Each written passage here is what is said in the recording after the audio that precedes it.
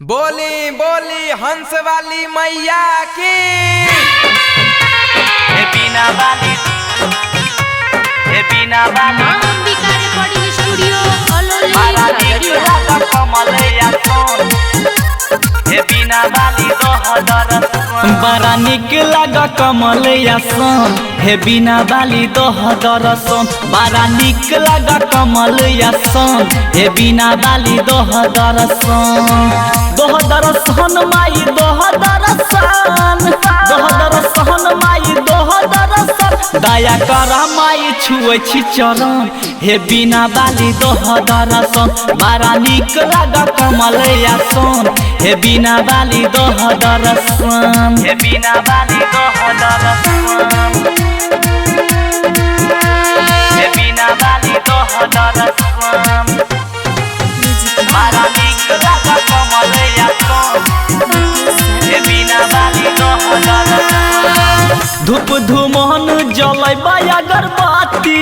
धूप धूमन जलैबा अगरबत्ती दे ध्यान सुना माई सरस्वती दे ध्यान सुना माई सरस्वती धूप धूमन जलैबा अगरबत्ती दे ध्यान सुना माई सरस्वती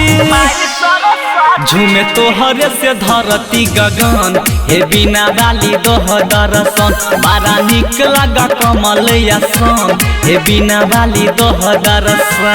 हे बिना वाली दरसन बड़ा निक लगा कमल या सोन हे बिना वाली दरसन हाथ में बिना सबे हंस के सवारी हाथ में बिना सबे हंस के सवारी दिहो आशीष गाबै परम देहाती दिहो आशीष गाबै परम देहाती हाथ में बिना सबे हंस के सवारी दिहो आशीष गाबै परम देहाती राइटर नीतीश पर फेरी ह नजर ए बिना वाली दरसन बड़ा निक लगा कमल या सोन ए बिना वाली दरसन माँ अंबिका रिकॉर्डिंग स्टूडियो अलौली खगड़िया।